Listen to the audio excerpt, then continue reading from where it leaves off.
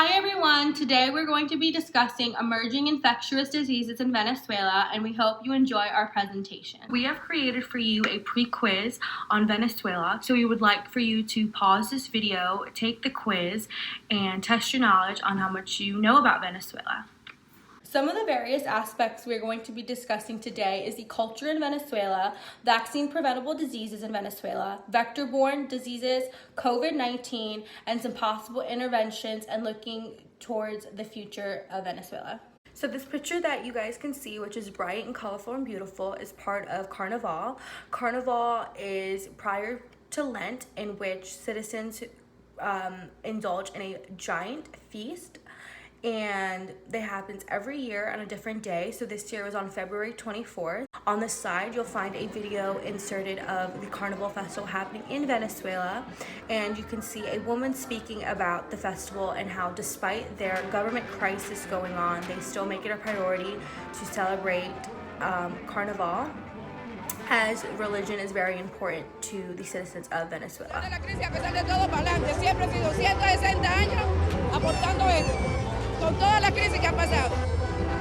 Some of the demographics in Venezuela is its location is in northern South America. The capital is Caracas, and the population is around 32 million, and the official language is Spanish. The major religion that is followed in Venezuela is Christianity, and their Independence Day was July 5th, 1811, in which they obtained independence from Spain.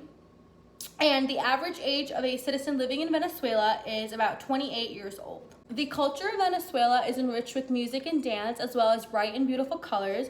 So some of the national colors in Venezuela are yellow, blue, and red. Gloria a Bravo Pueblo is the national anthem in Venezuela, which means glory to the brave people. Some of the staple foods that you will find are rice, yams, corn, beans, and plantains. They have various types of dances. And as you can see depicted in this picture, you could see the bright use of colors. So you see red, orange, yellow, a little bit of blue kind of in there. So the government in Venezuela is very corrupt. This is because Nicolas Maduro ran in 2013, and once he was elected as president, the economy in Venezuela began to decline, and many of the citizens blamed him and his policies for the reason of the decline.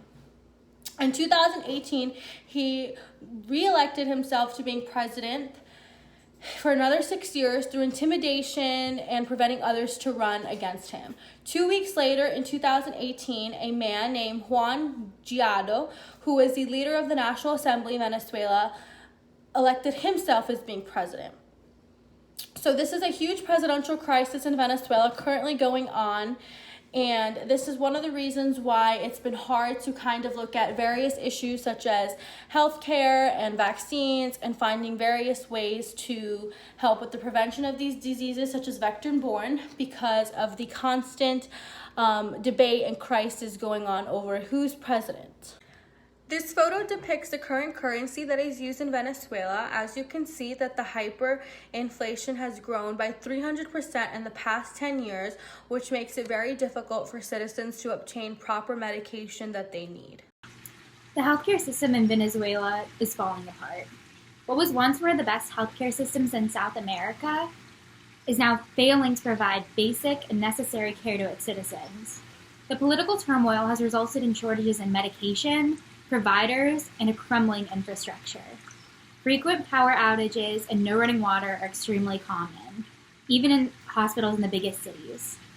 The last time that the government has released official health statistics was back in 2016, and Maduro's regime is refusing to acknowledge the state of healthcare in this country.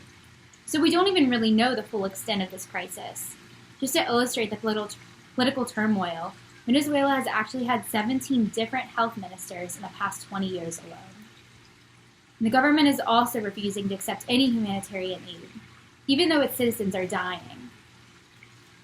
Some other important statistics, we've seen that maternal mortality has shot up by a ridiculous 65%, and infant mortality is also up by 30%, and that's just between the years 2016 and 2017. As a result of all this political turmoil, an estimated 3.4 million people have left the country just in order to survive. For some perspective, that's 1/10 of Venezuela's total population.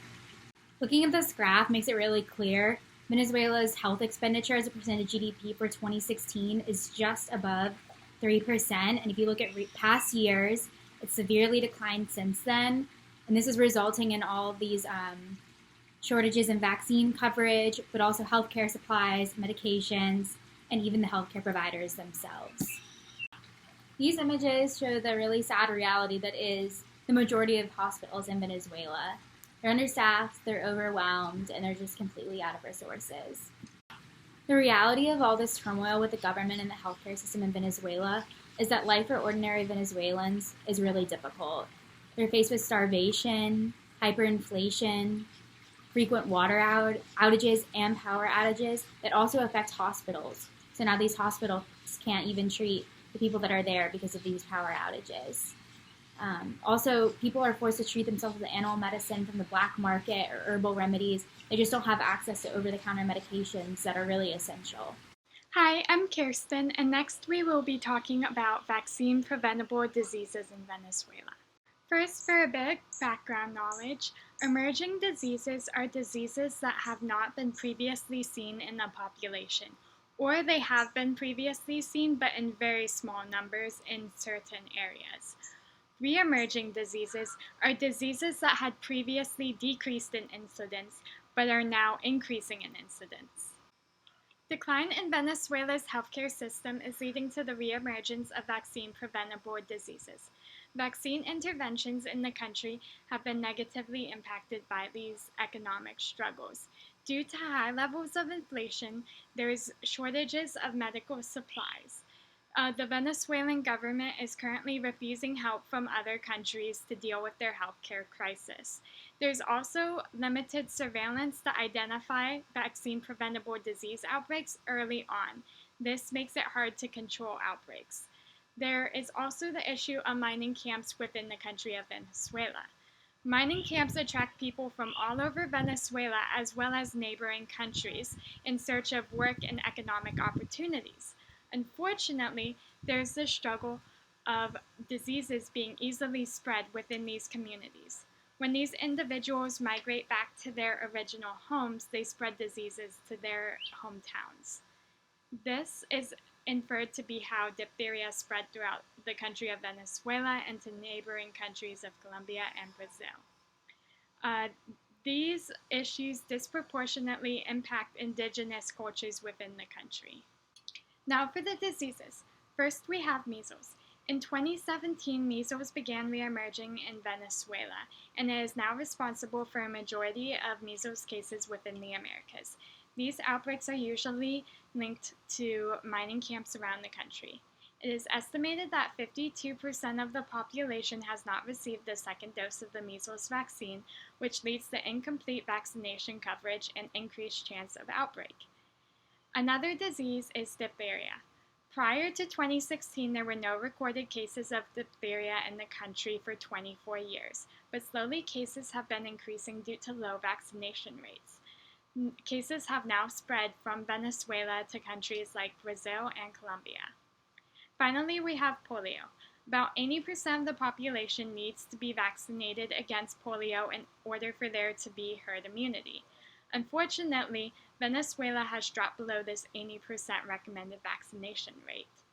Polio scares have happened in the country. For example, there was one in 2018 where they believed someone had polio. This was proven to be false, but it does highlight the fact that there is extreme vulnerability to polio in the country. Other countries that have had lapses in their healthcare system, such as Laos and Pakistan, have experienced polio outbreaks afterwards. So Venezuela is definitely at risk for a reemergence of this disease. Hi, my name's Julia, and now we'll be covering vector-borne diseases in Venezuela. Vector-borne diseases are any that are transmitted by an arthropod vector, usually by mosquitoes or ticks. The greatest burden of diseases in Venezuela is from four main illnesses, that is Chagas, dengue, Zika, and malaria. Of these, we will highlight the first two for this presentation. While Chagas and dengue have been around for many years, Venezuela is experiencing a dramatic resurgence in cases. A difficulty to note is that after 2016, Venezuela stopped reporting public health data, including prevalence and mortality. Private institutions within the country are attempting to keep track of this data, but it is very difficult to do without universal coordination. Thus, it is impossible to know the true burden of disease in this country, and little data is available in these recent years, but we're going to do our best. So Chagas disease is caused by the protist Trypanosomia cruzi and is transmitted by the vector insect triatome, also called the kissing bug.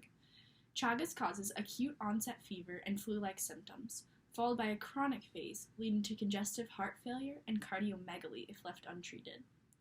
The picture below shows a hallmark symptom of Chagas, which is swelling of the site of the bite, which is usually on the face, which is why it's called the kissing bug. Dengue virus is also known as break-bone fever due to the severe bone and muscle pain it can cause. Patients report that their bones literally feel like they're breaking, which is pretty terrible. Dengue virus is vectored by Aedes mosquitoes, including Aedes aegypti and Aedes albopictus. Dengue virus also presents flu-like symptoms with a possible progression to a more severe fatal hemorrhagic form.